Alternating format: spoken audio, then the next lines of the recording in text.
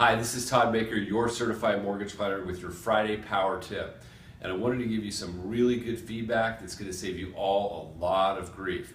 We are about 3 weeks in or so into the new TRID rules, and the big thing is that title companies are now for the first time closing these the loans under these new disclosures.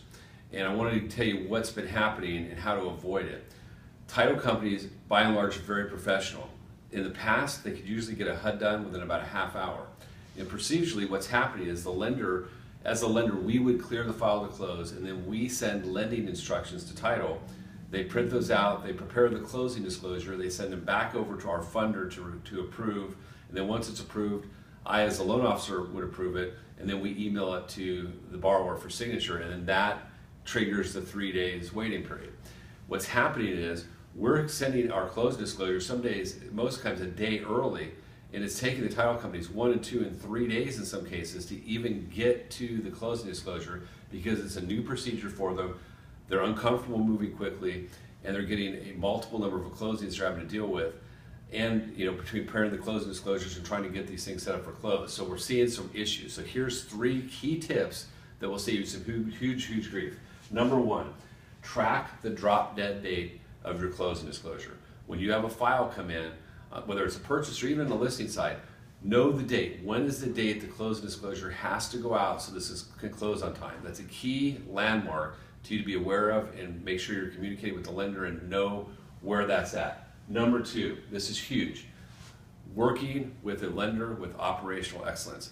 Now, like never before, you really need to push your buyers over to your preferred lender. Hopefully it's me, to sit down and it has the operational excellence to perform on time. And last, and this is super important, when you're dealing on a buy-sell transaction, don't just, even though the seller's paying for owner title policy on the buy side, just don't concede the title. Make sure the two of you agree that it's a title company that can perform. And the best way to measure that really is the relationships there. We've had a few title companies this week that flat out said, we can't get this done. We had another one that took 2 days for something that should have taken 20 minutes. And both of those delayed closing even though we were a day ahead of schedule. So, and on top of that, let me finish this thought up. On the top of that, they didn't even care. You want a title company that you work with that'll do backflips for you, that'll stay late, that'll get it done during these early times. Now, my suspicion is within about 90 days, this will all work out, the new procedure will be in place, we'll forget this happened, it'll just be the way we do business. But in the short term, make sure you're doing these 3 things, because the last thing you need to do is have the stress, the reputational damage, and the other issues that come along with a delayed and ugly closing. Thanks so much and have a great weekend.